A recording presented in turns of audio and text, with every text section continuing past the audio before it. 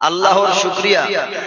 আমার পরেই আপনারা দেখবেন আপনাদের এলাকার ফুল বাগান থেকে প্রায় ছয়টা ফুল এমন প্রস্ফুটিত হয়েছে যাদেরকে দেখলে আপনাদের কলিজা ঠান্ডা হয়ে যাবে যে টাকা দিচ্ছেন কোথায়, কোন বাগানে পয়সা খরচ করছেন, বাগানের মালি যারা, পরিচারক যারা, তারা ঠিকভাবে পরিচর্যা করছেন কিনা, বাগানের যারা অর্গানাইজার আছেন, টোটাল বাগানটা যারা পরিচালনা করছেন তারা ঠিকভাবে পরিচালনা করতে পারছেন কিনা, আমার পরেই তার প্রমাণ আপনারা স্বচক্ষে দেখবেন ইনশাআল্লাহ। এমন একটা দৃশ্য আপনাদের এলাকার মাদ্রাসা থেকে এবছর দেখতে পাবেন। ছোট ছোট একটা মাদ্রাসা, ওই মাদ্রাসা থেকে প্রায় 6 জন সন্তান যারা গোটা কোরআনের হিফজ কমপ্লিট করেছে, আলহামদুলিল্লাহ পড়ে।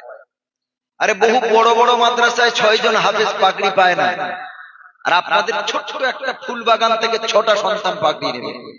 কি যেই দৃশ্যটা জান্নাতের দৃশ্য, যেই খেলাটা জান্নাতের খেলা, যেই শান্তি বিরাজ করার দরকার জান্নাতে, যেই নয়ন জুড়ানো দৃশ্য জান্নাতে, সেই দৃশ্য আল্লাহ দুনিয়াতে দেখার মতো একটা আল্লাহ সুযোগ করে দিয়েছেন। জোরে বলেন আলহামদুলিল্লাহ।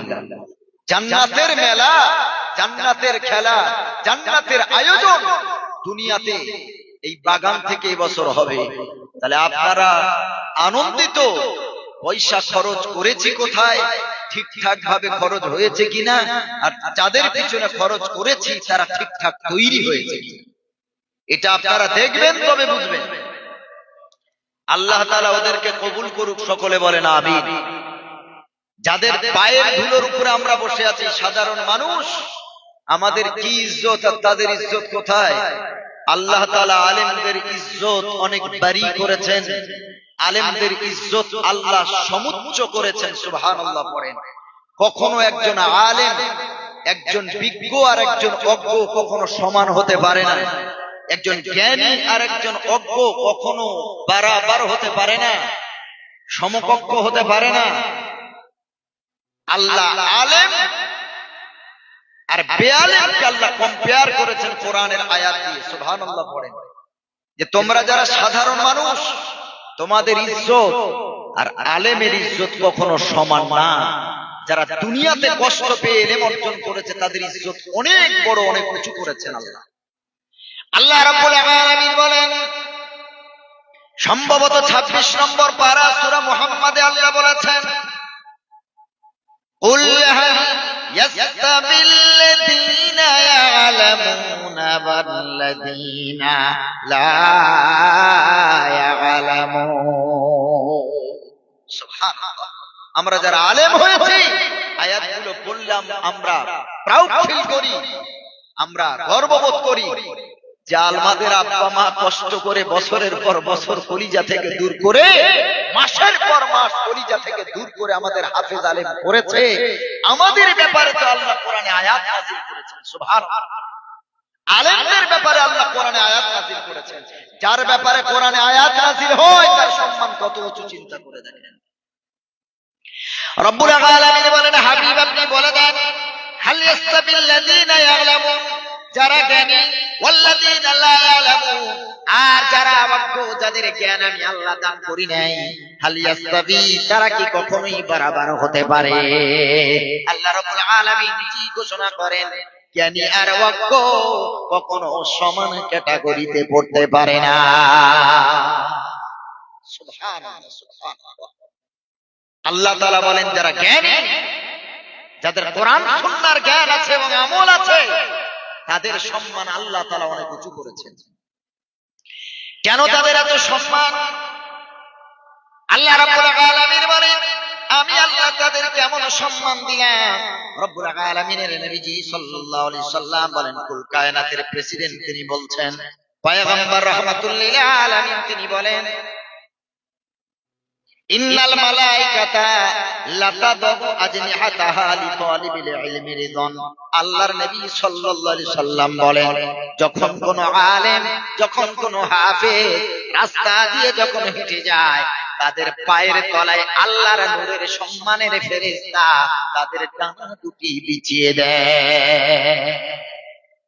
এই তালিবুল ইলমি রিদওয়ান ইলম ওয়ালাদেরকে ইলম অন্বেষণকারী যারা আল্লাহর রাসূল বলছেন তাদের সম্মানার্থে আল্লাহর ফেরেশতারা আজনিহাতাহা তাদের ডানা সমূহগুলো তাদের পায়ের তলায় বিছিয়ে তাদের ইজ্জত দেয়। জোরে বলেন সুবহানাল্লাহ।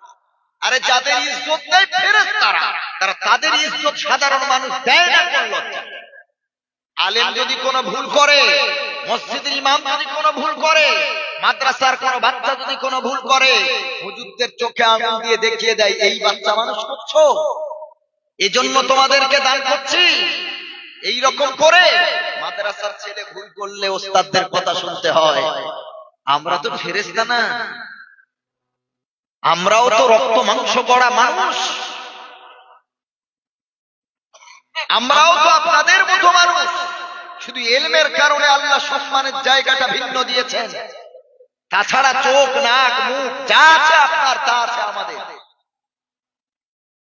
আল্লাহ রাসূল বললেন কেউ যদি কারো পাপকে গোপন রাখে কিয়ামতের দিন আল্লাহ তার পাপকে গোপন রাখবেন। জোরে বলেন সুবহানাল্লাহ। আলেমদেরকে নিয়ে বিরূপ মন্তব্য করবেন না, আলেমদের বিরুদ্ধে কথা বলে নিজের হায়াত কমিয়ে নেবেন না।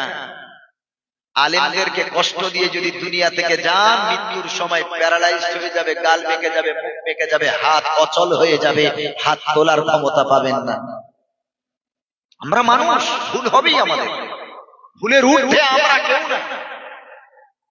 স্বয়ং আল্লাহ তাআলা আদম আলাইহিস সালাম যিনি নবী, প্রথম নবী, মানব কুলের প্রথম মানুষ যিনি, তাকে আল্লাহ তাআলা বললেন উসকুন আনতা ওয়া যাওজুকাল জান্নাহ, তুমি আর তোমার বিবি জান্নাতে থাকবে। ওয়াকুলা মিনহা রাগাদান হাইতু শিতুমা, জান্নাতের যে প্রান্ত আছে সেখানে যেখানে ইচ্ছা মন চায় ঘোরো, বিলাসিতার জিন্দেগি তুমি তোমরা দুজন আয়েশ আরামে থাকো। কিন্তু সাবধান, লা তাকরাবা হাযিহিস শাজারা, জান্নাতের এই গন্ধম গাছের কাছে তোমরা দুজন কেউ যাবে না। নবীকে আর তার স্ত্রীকে আল্লাহ নিষেধ করলেন, জান্নাতের সব নাজ নিয়ামত তোমাদের জন্য দিলাম, কিন্তু এই গাছের গোড়ায় যাবে না। আদম নবী গেলেন না, কারণ শয়তান কোন নবীদের কাছে প্ররোচনায় ফেলতে পারে না, কোন নবীদের রূপ নিতে পারে না শয়তান। কিন্তু নবীদের বিবিগণ নবী নয়, এজন্য বিবির মাধ্যমে প্রতারিত করে, প্রতারণায় ফেলে বিবির মাধ্যমে গন্ধম ফল বিবিও খেলেন, স্বামীরেও খাওয়ালেন। আল্লাহ তাআলা গোসা করে বললেন কুল্লাহবিতু মিনহা জামিআ, তোমরা উভয়ই আমার জান্নাত থেকে পৃথিবীতে নেমে যাও, আমার জান্নাতের ড্রেস খুলে দাও, আমার জান্নাতের নিয়ামত আর তোমাদের দেওয়া যাবে না, পৃথিবীতে চলে যাও। একজন নবী আল্লাহ তার পদস্খলন ঘটালেন শিক্ষার জন্য। তিনি তো নবী, তবে কেন এটা করলেন, কেন গন্ধম গাছের ফল খেলেন? কারণ তিনি আমাদের জন্য মডেল শিক্ষা। ভুল করার পরে যে আল্লাহর কাছে তওবা করতে হয়, যদি তিনি এটা না করতেন পৃথিবীর মানুষ তওবার সিস্টেম শিখত না। 300 বছর আল্লাহর কাছে তওবা করলেন, 300 বছর তওবা, শেষে তাদের দুজনকে আল্লাহ মিলিয়ে দিলেন। একজনকে আল্লাহ আদম নবীকে ফেললেন ইন্ডিয়াতে, অখণ্ড ভারতে, সুবহানাল্লাহ। তার পায়ের ছাপ আজও আছে শ্রীলঙ্কার মাটিতে, আদম পাহাড়ে। তার বিবিকে ফেলে দেওয়া হলো মদিনা থেকে 17 কিলোমিটার দূরে হেজাজ নামক অঞ্চলে। দুজনের মিলন কোথায় ঘটালেন? তায়েফের বুকে, সুবহানাল্লাহ, যেখানে তাদের উভয়ের তওবা আল্লাহ কবুল করেছিলেন। আমি গিয়ে দেখে এসেছি সেই তওবা কবুলের স্থান। আল্লাহ তাদের তওবা কবুল করলেন।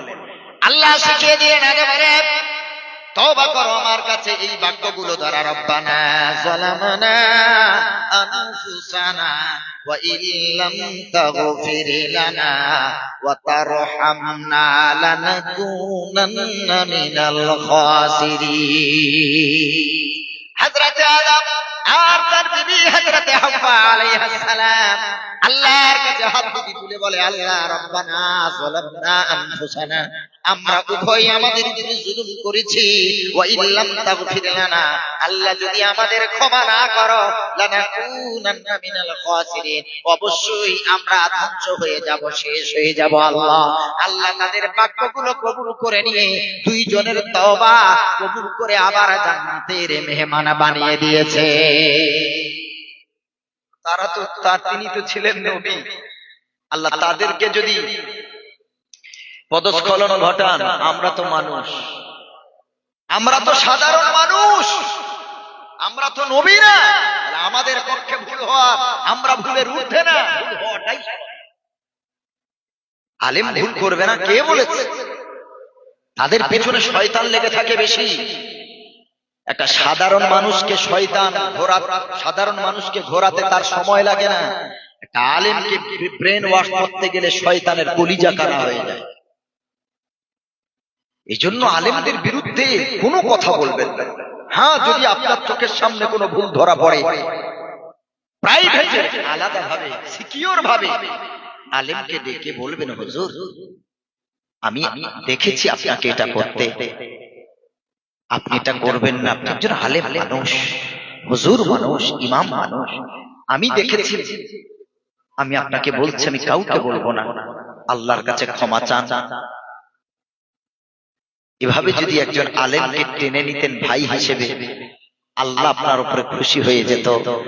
আলেমের ভুল দেখেছেন, আলেমকে সতর্ক করতে পারেন, আলাদাভাবে ভাই হিসেবে বলতে পারেন, হুজুর একটু ভেবেচিন্তে পা তুলবেন। কারণ বর্তমান মানুষ আলেমদের কোনো ভুল যদি ধরতে পারে, তারা সেটাকে সাধারণভাবে হাইলাইট করতে 1 মিনিট সময় দেয় না, মানুষের সামনে তারা তুলে ধরে। একটা সাধারণ মানুষ যে পাপ করবে, আশেপাশের মানুষ সবাই জানে, কোনো পাত্তাই দেয় না, বুক উঁচু করে ঘুরে বেড়ায়, পাপ করেও তার লজ্জাবোধ নাই, অনুতপ্ত হয় না।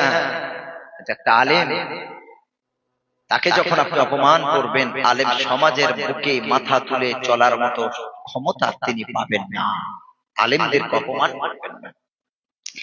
এই কারণে আল্লাহর নবী সাল্লাল্লাহু আলাইহি সাল্লাম বলেছেন, কোন আলিমান, যদি সম্ভব হয়, যদি ক্ষমতা থাকে তো আলেম হও, আও মুতাআল্লিমান, আলেম যদি না হতে পারো তো আলেমের ছাত্র হও।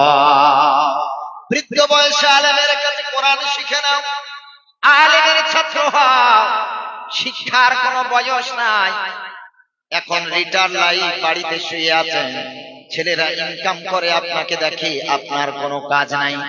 একটা সময় হুজুরের কাছে এসে বলুন, হুজুর এত বয়স হয়েছে এখনো কোরআনটা শুদ্ধ করে পড়তে পারিনি, নুরানি কায়দা নিয়ে আসুন, মক্তবে যান, লজ্জা নাই।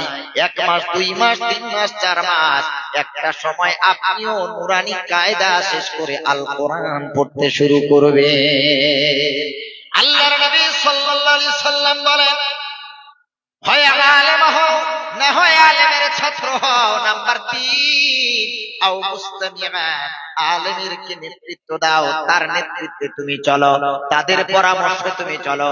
হতে পারো ডাক্তার, হতে পারো ইঞ্জিনিয়ার, হতে পারো সাংবাদিক, সাহিত্যিক, হতে পারো তুমি কাতিব, লেখক, রাইটার, হতে পারো তুমি কোন উচ্চ পদস্থ কর্মী, জেনারেল এডুকেটেড তুমি, কিন্তু ধর্ম সম্পর্কে তুমি জানো না। এই ধর্ম সম্পর্কে কিভাবে চলতে হয়, নিজের জীবনটা চালাতে হয়, এটা শেখাবে নবীদের উত্তরসূরি আলেমেরা। আলেমকে নেতৃত্ব দাও, তার নেতৃত্বে তুমি চলো। তোমার পরামর্শে আলেম নয়, আলেমের পরামর্শে তুমি চলবে। আও মুস্তামিআন, আলেম যখন জলসা করবে, কোন আলোচনা করবে, আলেমের কথা মন দিয়ে গুরুত্ব সহকারে শুনবে। নাম্বার 4, যদি শুনতেও ভালো না লাগে, রাসূল বলেছেন, আলেমের নামে গীবত না, আলেমের নামে কোনো কুমন্তব্য না। মুহিব্বান, আলেমকে কলিজা দিয়ে ভালোবাসো, অন্তর দিয়ে ভালোবাসো, ভাইয়ের মতো দেখো। এই 4 ভিতরে কোনো একটা তুমি হও, কিন্তু ফালা তাকুনিল খামিস, 5 নম্বরটা অ্যাপ্লাই করো না। হয় আলেম, না হয় আলেমের ছাত্র, না হয় আলেমের কথা শোনো, না হয় তাকে কলিজা দিয়ে ভালোবাসো। চারের ভিতরে থাকো, পঞ্চমটা তালাশ করো না, কারণ পঞ্চম রাস্তাটাই হলো শয়তানের। পঞ্চম রাস্তা হলো শয়তানের রাস্তা। ভাইরা আমার, এই হাদিসের শেষ অংশে রাসূল বলেছেন মুসাফাহাতাহু, আলেমকে যেখানে দেখতে পাবে তাদের হাতের সাথে করমর্দন করো, মুসাফা করো। রাসূল বলেছেন মুসাফা করে যখন উভয়ের হাত একে অপরের হাত থেকে পৃথক হবে, ওই পৃথক হওয়ার আগে আগে আল্লাহ ওই উভয়ের সাগীরা গুনাহগুলো আল্লাহ মাফ করে দেন। সালাম দেবেন, সালাম দিয়ে হাত টেনে নেবেন। রাসূল বলছেন উভয়ের হাত টেনে নেওয়ার আগে আগে উভয়ের গুনাহ আল্লাহ তাআলা মাফ করে দেন। জোরে বলুন সুবহানাল্লাহ।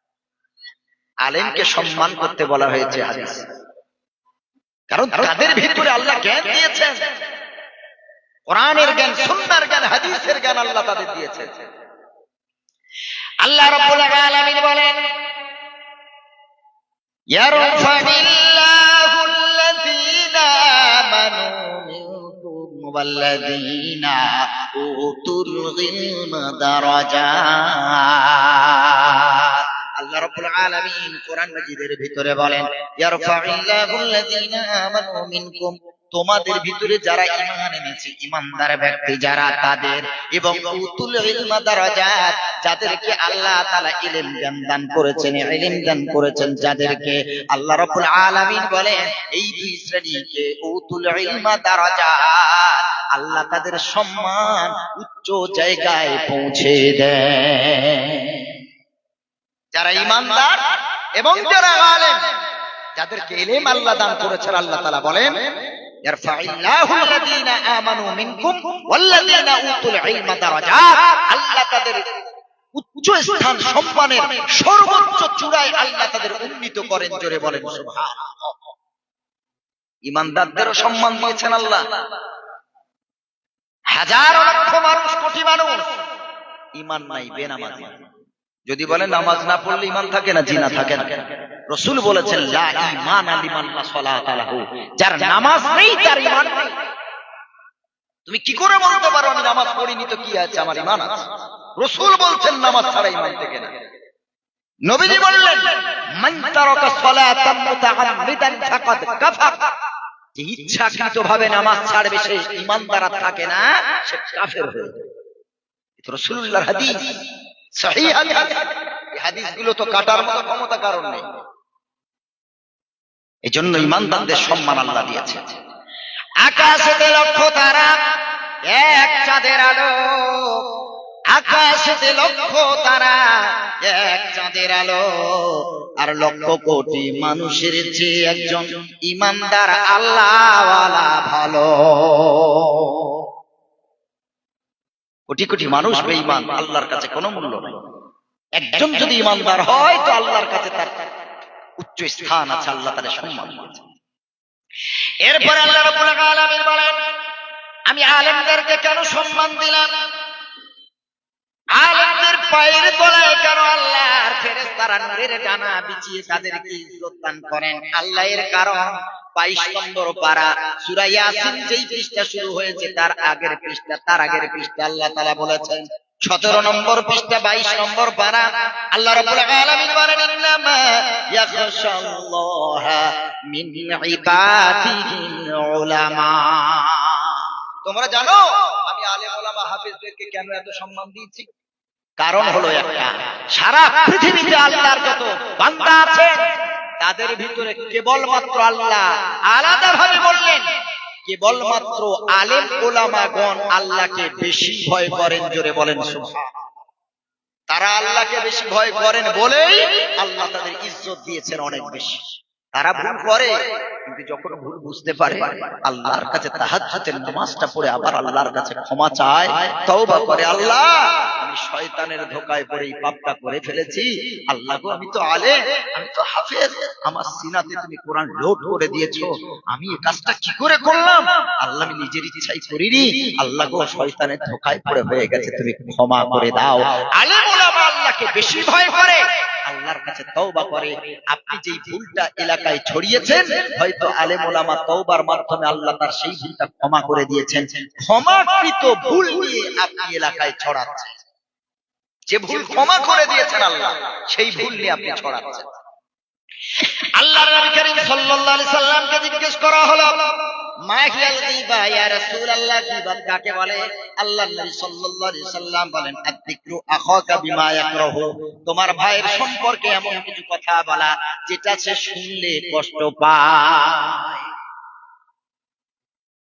এমন কথা বলা যেটা শুনলে সে কষ্ট পাবে। ওয়াইলুল লিকুল্লি হুমাযাতিল লুমাযা, চাই তুমি সামনে বলো, চাই তুমি পিছনে বলো। সামনে যদি কেউ কাউকে অপমান করে সেটাও গীবত, পিছনে যদি কেউ বলে সেটাও গীবত হয়ে যায়। কারো সামনে অপমান করছেন, কেউ কানা, এক চোখে দেখতে পায় না, তার সুন্দর একটা নাম তার বাপ মা রেখেছে, কিন্তু নাম ধরে না ডেকে আপনি কানা বলে ডাকলেন, ও কলিজায় কষ্ট পেল। কারোর একটা হাত খোঁড়া, একটা হাত নেই, বিকলাঙ্গ, তার একটা সুন্দর নাম আছে, আপনি তাকে হাত ভাঙা বলে ডাকলেন। কার পা একটা খোঁড়া হয়ে গেছে, ভেঙে গেছে, একটা পা কেটে গেছে, আপনি তাকে খোঁড়া বলে ডাকলেন। তার বাপ মা তো একটা সুন্দর নাম দিয়েছে। কারোর একটু দাঁতটা উঁচু, তাকে আপনি দেতো বলে ডাকলেন। কেন? কেউ একটু রঙে চাপা, একটু কালো, তার একটা সুন্দর নাম আছে, আপনি তাকে কালো বলে কেন ডাকলেন? কেউ কানে একটু ভালো শুনতে পায় না, তার একটা সুন্দর নাম আছে, নাম ধরে ডাকলে তার সম্মান বাড়ে, তার ভালো লাগে, আপনি তাকে কালা বলে কেন ডাকলেন? আল্লাহ তাআলা বললেন, শোনো, বিসাল ইসমুল ফুসুক বাদাল ঈমান, ঈমান আনার পরে কাউকে আর খারাপ নাম ধরে তুমি ডেকো না। খারাপ নাম ধরে ডেকে ফাসিক হয়েও না তুমি। লা তাজলিমু আনফুসাকুম ওয়ালা তানাবাসু বিল আলকাব, নিজের উপরে জুলুম অপবাদ দিও না। মানুষকে ওয়ালা তানাবাসু বিল আলকাব, মানুষের খারাপ লকবে, খারাপ উপাধিতে খারাপ নাম ধরে ডেকো না, আল্লাহ নিষেধ করলেন। পারা নাম্বার 26, সূরার নাম সূরা হুজুরাত। আল্লাহ নিষেধ করেছেন এগুলো এভাবে বলতে। আর আমরা মানুষকে কত, কেউ যদি একটু বেঁটে হয়, খাটো হয়, আমরা তাকে বেঁটে বলে ডাকি, খাটো বলে ডাকি। হযরত আয়েশাতুল হুমায়রা রাদিয়াল্লাহু তাআলা আনহা একজনকে বেঁটে বলে ডাকলেন, নবী ধমক দিয়ে বলে, আয়েশা তুমি রুজু করো, তুমি ফিরিয়ে নাও তোমার কথা। এ আয়েশা, তুমি তোমার কথা উইথড্র করো, জাহান্নামে বলেছো ক্ষমা চাও। আমি নবী বলছি, তোমার এই কথাটা যদি আমি সমুদ্রের ভিতরে ফেলে দিই, সমুদ্রের গোটা পানি নষ্ট হবে। চিন্তা করেছেন নবীর স্ত্রী আয়েশা, তার ব্যাপারেও নবী কত কঠোর, কাউকে খারাপ কথা বলা যাবে না। আল্লাহ তাআলা বললেন, আইয়ুহিব্বু আহাদুকুম আন ইয়াকুলা লাহমা আখিহি মাইতান ফাকারিহতুমু ওয়াত্তাকুল্লাহ ইন্নাল্লাহা তাওয়াবুর রহিম। আল্লাহ তাআলা বলেন, তোমাদের ভিতরে কেউ কি পছন্দ করবে তার যে ভাইটা মারা গেছে, মরে যাওয়া ভাইয়ের গোশত খেতে? তার কোন ভাই কি পছন্দ করবে? মরা ভাইয়ের গোশত কেউ খাবে? আল্লাহ বললেন, না, ফাকারিহতুমু, সে অবশ্যই তা অপছন্দই করবে। সুতরাং গীবত করা যাবে না। গীবত এমন একটা পাপ, তুমি নামাজ পড়েছো, রোজা করেছো, হজ করেছো, যাকাত দিয়েছো, সাদকা দিয়েছো, পিতামাতার খেদমত করেছো, মাদ্রাসা বানিয়েছো, মসজিদ বানিয়েছো, জনকল্যাণমূলক অনেক কাজ তুমি করেছো, স্বেচ্ছাসেবক তুমি, মানুষের অনেক সেবামূলক কাজ করেছো তুমি। আল্লাহ রাসূল বললেন, তুমি যদি গীবত করো, যার নামে গীবত করেছো, তুমি যে গীবত করলে, তোমার এই ভালো কাজের সব সওয়াবগুলো আল্লাহ তার আমলনামায় লিখে দেবে। কি দরকার? সারা মাস খাটবো আমি, কোম্পানিতে চাকরি করব আমি, রাজমিস্ত্রি খাটবো আমি, অক্লান্ত পরিশ্রম করে ঘাম ঝরিয়ে, আর এক মাসের মাইনে আমি আরেকজনকে দিয়ে দেবো, এটা কি সম্ভব? ও বাবজি, যুবক ভাইরা, আপনি সারা মাস খেটে যে ইনকামটা করলেন, কোম্পানি যে মাইনেটা দিল, কেউ আপনার কাছে চেয়েছে, তোর এই মাসের মাইনেটা আমার দেন, আরে আপনি দিয়ে দেবেন? তাহলে আপনি নামাজ পড়ে, রোজা করে, ভালো ভালো কাজ করে সব অর্জন করলেন কষ্ট করে, আর একজনের নামে গীবত করে আপনার সবই কষ্ট করা সবগুলো তার আমলনামায় চলে যাবে। কি আশ্চর্য কথা! এটা যারা করে, নারীরা তো বেশি করেন, কত যে গিবত, দুটো মেয়ে মহিলা যদি এক জায়গায় হয়, এ ওর স্বামী, এ ওর পরিবার, এ ওর শাশুড়ি, ও শ্বশুর, এ ওর ননদ, এ ওর যা, কত গল্প যে হয়। ওদিকে দেখো নামাজ পড়ে পড়ে কপাল কালি ভালো করে দিচ্ছে, কিচ্ছু হবে না। যার নামে করেছো তার নামে সব সব চলে যাবে। এই জন্য আমাদের নামে যত গিবত করবে আমাদের তত লাভ বেশি। করুন গিবত। কিয়ামতের দিন দুই শ্রেণীর মানুষকে আল্লাহ তুলবেন। একজন অনেক নামাজ কালাম সব কিছু করেছে, জিকির আজকার। কিয়ামতের দিন আল্লাহ তার বিরুদ্ধে আরেক দলকে দাঁড় করাবেন, বলবে তোর নামাজের সব ওকে দে, তোর রোজার সবটা আরেকজনকে দে, তোর হজের সবটা আরেকজনকে দে, তোর সাদকার সবটা আরেকজনকে দে। দিতে দিতে দিতে দিতে ওর ভান্ডা খালি হয়ে যাবে, ওর আমলনামা শেষ। ও বলবে আল্লাহ এটা কেমন বিচার হলো? আল্লাহ তাআলা বলেন আলাইসাল্লাহু বিআহকামিল হাকিমিন, আমি তো সঠিক বিচারক। লিমানিল মুলকুল ইয়াউম, আজকের দিনের রাজত্ব আমি আল্লাহ আমার। আজ আমি যা বলবো যে ফয়সালা দেব ওটাই ফাইনাল। আমি ন্যায় বিচারক। তুমি পৃথিবীতে এই মানুষদের গীবত করেছিলে, তাই তোমার সওয়াবগুলো তাদেরকে দিয়ে তারা যাবে জান্নাতে আর তুমি যাবে জাহান্নামে। সেদিন কি করবেন? পৃথিবীতে আল্লাহ রাসূল বললেন মান সামাতা নাজাত, যে যত চুপ থাকবে সে তত নাজাত পাবে। ওই জবানটাকে যত চুপ রাখবেন, কথা যত কম বলবেন, রাসূল বললেন তত গুনাহ থেকে হেফাজত হতে পারবে। আল্লাহর নবী সাল্লাল্লাহু আলাইহি ওয়াসাল্লাম বলেন মাইয়াজমানলি মা বাইনা রিজলাইহি ওয়া মা বাইনা লাহইহি।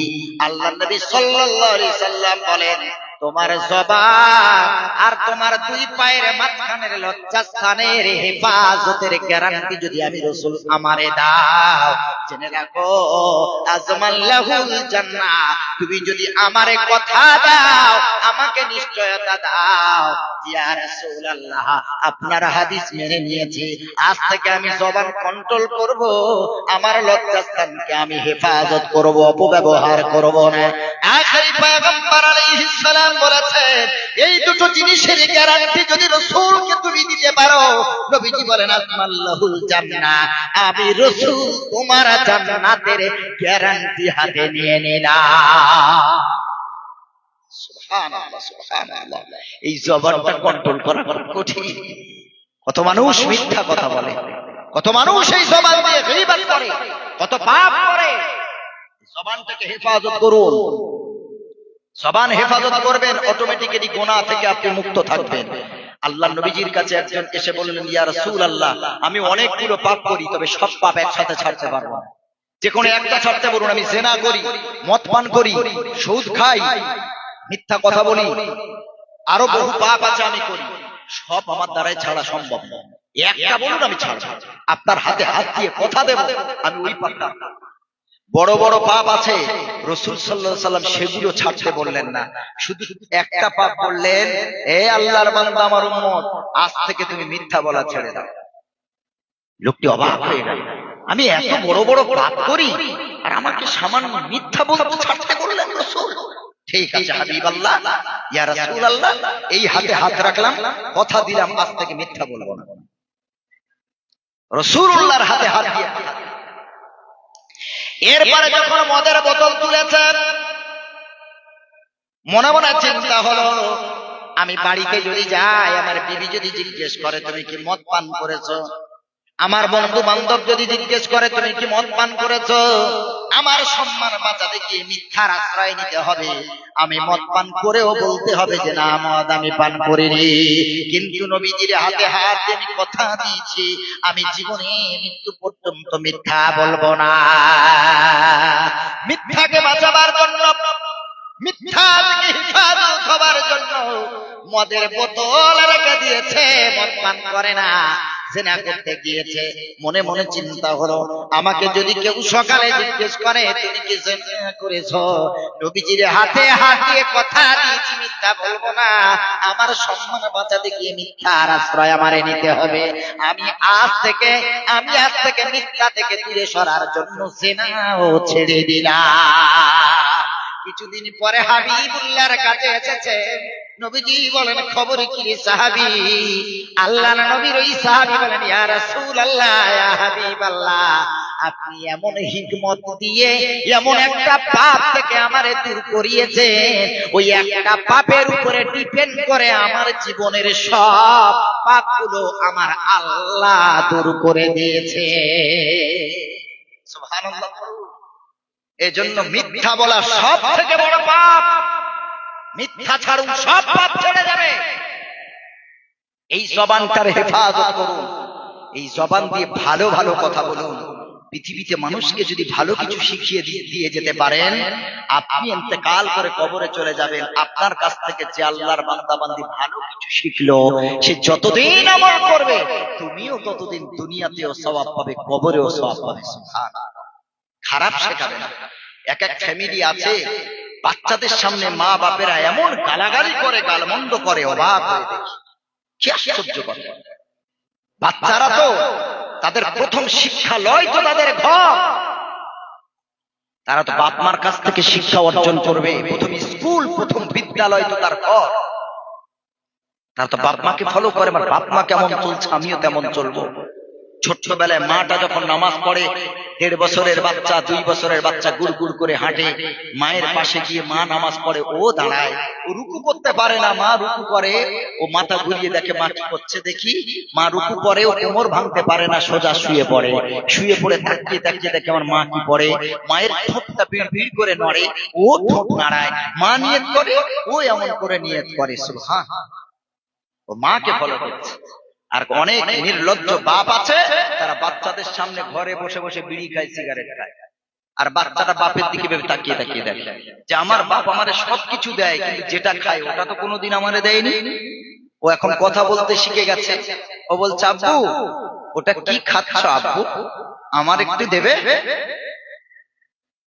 ওর বাপ আজকে হেসে বলে বাবা বড় হ, এটা তোমাদের বাচ্চা তো, তাই খেতে নেই।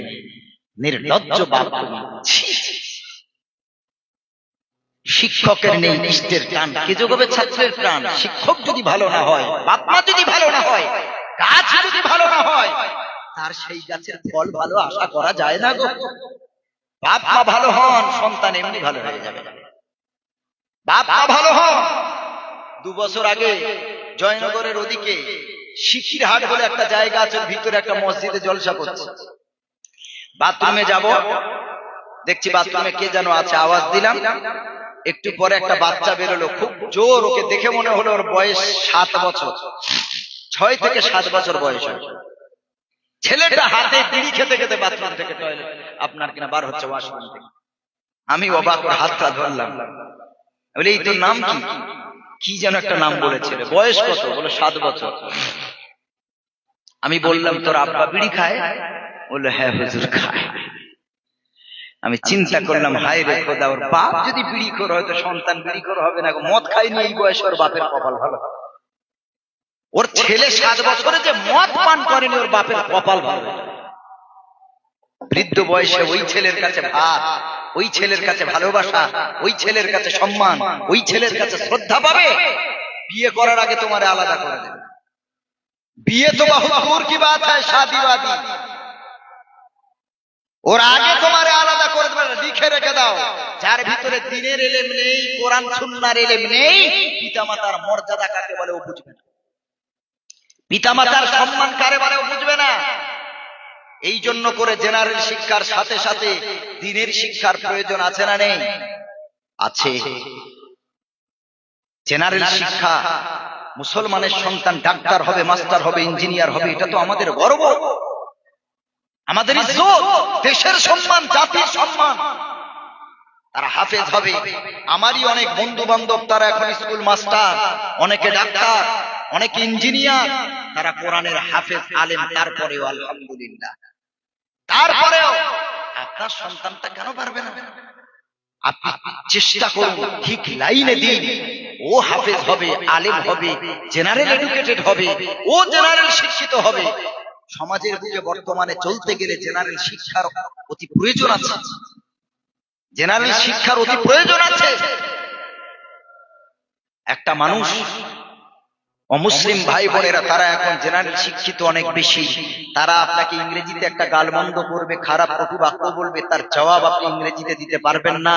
তখন চুপ করে দেখতে হবে সে আপনাকে ঠাট্টা করবে, বিদ্রুপ করবে, তখন যাবেন কোথায়? এজন্য বর্তমানে বাংলা, ইংরেজি এগুলো দরকার আমাদের বর্তমানে। আরবির পাশাপাশি এটা দরকার। মাদ্রাসাতেও পড়ুক, স্কুলেও ভর্তি করে রাখুন। পরীক্ষার 2 সপ্তাহ আগে বাচ্চাটাকে মোটামুটি তৈরি করে নেবে। আর এখন তো প্রায় মাদ্রাসাতে বাংলার সাথে আপনার আরবির সাথে জেনারেল শিক্ষা দেওয়া হয়। আমি জানি না এখানে দেওয়া হয় কিনা, দেওয়া হয় আলহামদুলিল্লাহ। দেখেন নতুন মাদ্রাসা 3 বছরের, তারপরেও জেনারেল শিক্ষা দেওয়া হয় আলহামদুলিল্লাহ। এটা দরকার। একটা সময় এমন ছিল মাদ্রাসা থেকে হাফেজ মাওলানা বার হতো, তার পরিচয়টা ঠিকভাবে লিখবে, ঠিকভাবে লিখতে পারত না, এত স্পেলিং ভুল ছিল, এত বানান ভুল। এমন একটা সময় এমন ছিল, তার দেশের প্রধানমন্ত্রী কাকে বলে, মুখ্যমন্ত্রী কাকে বলে, এমএলএ কাকে বলে, এগুলো জানতো না। আলহামদুলিল্লাহ এখন প্রায় মাদ্রাসার সন্তানেরা এগুলো অনেক অ্যাডভান্স, অনেক কনসাস, আলহামদুলিল্লাহ অনেক এগিয়ে গেছে বর্তমানে। একটা সময় কত কষ্ট ছিল মাদ্রাসায়, এখনো আছে, কিন্তু সেই কষ্ট এখন আর নেই। কারণ আপনাদের মতো কিছু মানুষ, দয়াদ্র হৃদয়ের মানুষ, তারা এগিয়ে এসেছে, তারা ঐক্যবদ্ধ হয়ে, সংঘবদ্ধ হয়ে তারা এগিয়ে এসেছে যে মাদ্রাসা যত বন্ধ হবে আমরা আমাদের রোজগারের পয়সা দিয়ে মাদ্রাসা তত বানাবো। করে বলেন আলহামদুলিল্লাহ। সরকার তুমি কত বন্ধ করবে করো। আজকে আসামের দিকে তাকিয়ে দেখেন, আমি তো সেই অক্টোবর মাস থেকে প্রায় এই জানুয়ারিরও বহু এখনো আছে প্রোগ্রাম, আসামে বেশি, ত্রিপুরাতে বেশি প্রোগ্রাম। আসামে গিয়ে খবর নেই কত মাদ্রাসা বন্ধ করে দিয়েছে। এই 1 সপ্তাহ আগে ত্রিপুরার কৈলা শহর মসজিদে আগুন লাগিয়েছে, সেই মসজিদেই ছিল প্রোগ্রাম। আমাদের বিরুদ্ধে অনেক ষড়যন্ত্র চলছে, ভুলে যাবেন না ইমাম মাহদির আসার সময় হয়ে গেছে, এটা আমার ধারণা। মুসলমানদের উপর অত্যাচার যা হয়েছে, আমাদের পশ্চিমবঙ্গে একটু ভালো আছে, একটু অপেক্ষা করেন, দেখতে পাবেন কিছু বছরের ভিতরে রাস্তাঘাটে আপনি দাড়ি টুপি নিয়ে চলতে পারবেন না। এখনই তো শুরু হয়েছে। ক্যানিং থানার অন্তর্গত তালদি, নাকি তালদি থানার অন্তর্গত, এই কদিন আগে মুসলমান ছেলে গাড়ির ড্রাইভার, নামটা জিজ্ঞেস করলো, বেচারি নামটা বললেন, মুসলমানের নাম দেখে এমন মারা মারলো, চুরির অপবাদ দিয়ে মেরে স্পট ডেথ করে দিয়ে ওখান থেকে পায়ে দড়ি বেঁধে টানতে টানতে নিয়ে যাচ্ছে। কোথায় আছেন? এটা সবে শুরু। মুসলমানদের যতক্ষণ ঐক্যবদ্ধ না হবে, মার খেয়ে মরতে হবে, জেনে রাখুন। আবার যুদ্ধ হবে, আবার রক্তক্ষয়ী যুদ্ধ হবে, ধর্ম বাঁচাবার যুদ্ধ হবে। আমরা চাই আমরা মিলেমিশে মহব্বতের সাথে একই দেশে থাকবো। বর্তমানে বহু মানুষ তারা চাইছে না, আমরা কেন শুধু আমরা থাকবো, মুসলমানেরা অন্য দেশে চলে যাবে। তারা এই দেশের নাগরিক না। আজকেই খবরে দেখলাম, যেই রিপাবলিক বাংলার যে চ্যানেল আছে, ওর সাংবাদিক যে শয়তানটা ময়ূখ রঞ্জন ঘোষ, ময়ূখ, ও আজকে এসআইআর এর লাইনে ওকে হেয়ারিং ফেলেছে। ও নথিপত্র যা কিছু ছিল, ডকুমেন্ট সবকিছু নিয়ে বেচারি লাইন দিয়েছে।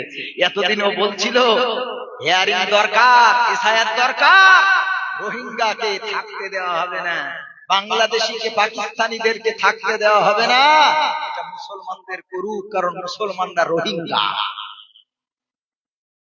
সাম্প্রদায়িক বিষ ঢুকিয়ে দিয়েছে রিপাবলিক বাংলা চ্যানেল। আজকে তাকে লাইন দিতে হয়েছে। কি আশ্চর্য কথা। কমেন্টসে সেই রকম সবাই বলছে যে এতদিন তো এত কথা বলে এসেছো, একই বৃন্তে 2টি কুসুম, হিন্দু মুসলমান কুসুম নিয়ে ওকে এখন ডাউন করে দিচ্ছে। সব বিচার আল্লাহর। এই বিচার কার? বিচার আল্লাহ। ওয়াতুইজ্জু মা তাশাউ ওয়া তুযিল্লু মা তাশাউ বিয়াদিকাল খায়র ইন্নাকা আলা কুল্লি শাইইন কাদির। আল্লাহ তাআলা বলেন, আমি আল্লাহ তোমার ইজ্জত দানের মালিক, আমি আল্লাহ তোমার বেইজ্জতিরও মালিক। আমি আল্লাহ যদি চাই তোমার ইজ্জত, তোমাকে সম্মানওয়ালা বানাতে পারি, আবার আমি আল্লাহ যদি চাই বেইজ্জতিও করতে পারি। আমি আল্লাহ যদি চাই তোমাকে কোটিপতি বানাতে পারি, আবার আমি আল্লাহ সামান্য রোগ দিয়ে তোমারে কোটি কোটি টাকা খরচ করেও রোগ সারাতে পারবে না। আমি আল্লাহ তোমার পথের ভিখারি বানাতে পারি। মরণ থেকে কোথায় পালাও, মরণ তোমায় নেবে ঘিরি। যদিও সুদূর আকাশ পানে লুকাও সে তালা গিয়ে সিঁড়ি। মরণ থেকে কোথায় পালাও, মরণ তোমায় নেবে ঘিরি। যদিও সুদূর আকাশ পানে লুকাও সে তালা গিয়ে সিঁড়ি। নদী পথে নৌকা চালাও ও মাঝি ভাই, আর ভেলা ডোবার আগে আমি ও পার উঠতে চাই। ডুবে গেলে ভেলারে আর ওঠে না, ডুবে গেলে ভেলারে আর ওঠে না, আর ভেঙে গেলে মেলা রে আর জমে না। নদীর কুল ভাঙে ও কুল গড়ে, নদীর কুল ভাঙে ও কুল গড়ে, এই তো নদীর খেলা। আর সকাল বেলার ধনী রে তুই, ফকির সন্ধ্যা বেলা। কোথা নমরুদ কোথা সাদ্দাত, হারুন আজি কোথা, রিক্ত হস্তে মাটির গহীনে রয়েছে তাদের পোতা।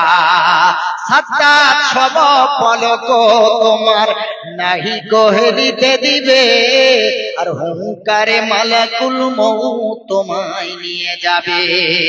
কোথা থেকে আগমন, কোথায় যেতে হবে রে, কে আনিল কি কারণে জানি না রে এভাবেতে। দীপ্ত কণ্ঠে মনির কহে, ফুলতা ডাকি রয় কখনো, এক রাত্রি দুরাতে রহে, ভুল বুঝিস নে তোর জীবন। ঠিক এমনি করে সঙ্গ হবে, এই ভবের খেলা পড়ে রবে। ঠিক এমনি করে সঙ্গ হবে, এই ভবের খেলা পড়ে রবে। কোথায় ভাই যে চলে যাবে, কোথায় ভাই যে চলে যাবে, খোঁজ খবর কি থাকবে ভবে। আজ এই দুনিয়াতে আছি, কাল নাও থাকতে পারি। গত বছরের প্রোগ্রামে যারা এখানে বসেছিলেন, আপনার পাশে বসে যারা জলসা শুনেছে, 2026-এ তারা অনেকে নাই। আবার এই 2026-এ আপনারা পাশাপাশি বসে জলসা শুনছেন। হতে পারে 2027-এ আপনাদের ভিতরে আমার ভিতরে অনেকের অনেক মানুষ দুনিয়া থেকে চলে যাবে। মনের বড় আশা, আগামী বছর আবার জলসা হবে, আবার ভরে জলসা শুনবো, দান দেব, মাদ্রাসা বানাবো, আমাদের পয়সায় হাফেজ হবে, আলেম হবে। মনের আশা, কিন্তু একটা বছরের ভিতরে এই এক বছরের মেহমান আমি না কেউ বলতে পারবো না। হতে পারে আগামী বছর জলসা হবে, বক্তা আসবে, মাদ্রাসার বাচ্চাদের মাথায় পাগড়ি হবে, কিন্তু আপনার দেখার সৌভাগ্য আর মাটির উপরে হবে না। ওরে মুসলমান, এজন্য করে আল্লাহ রাব্বুল আলামিন বলেন, ওয়াল আসরি ইন্নাল ইনসানা লাফি খুসর।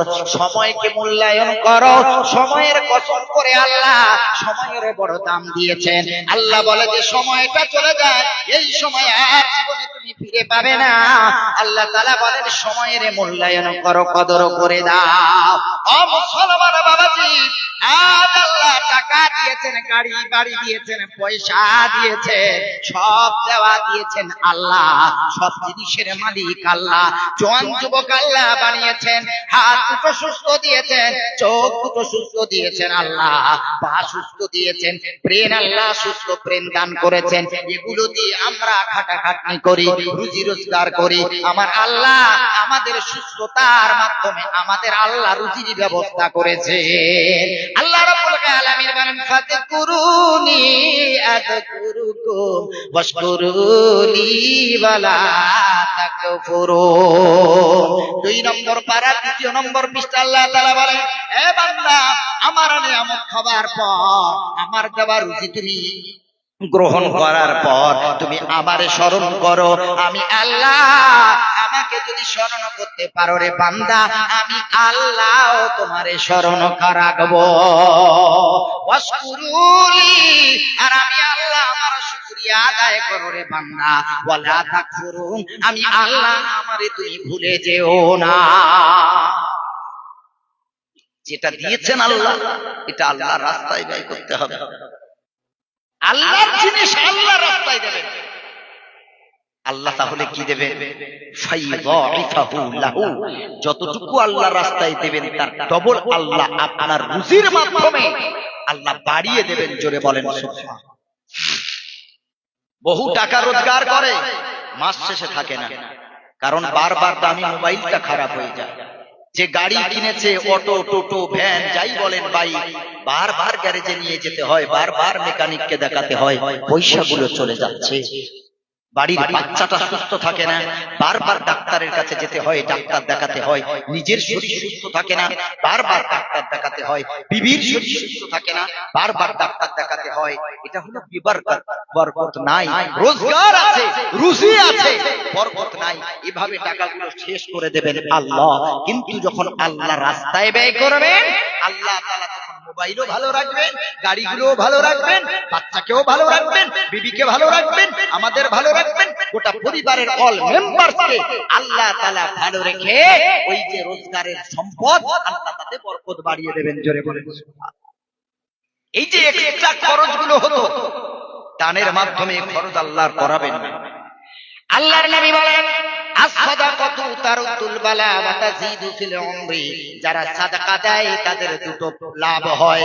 একটা আল্লাহর নবী বলেন, আর সাদাকাতু তারুদ্দুল বালা, বালা মুসিবত দুনিয়া থেকে চলে যায়, আল্লাহ তার পরিবার থেকে আল্লাহ তার বালা মুসিবত দূর করে দেন, রোগ ভালো করে দেন, পেরেশানি দূর করে দেন আল্লাহ।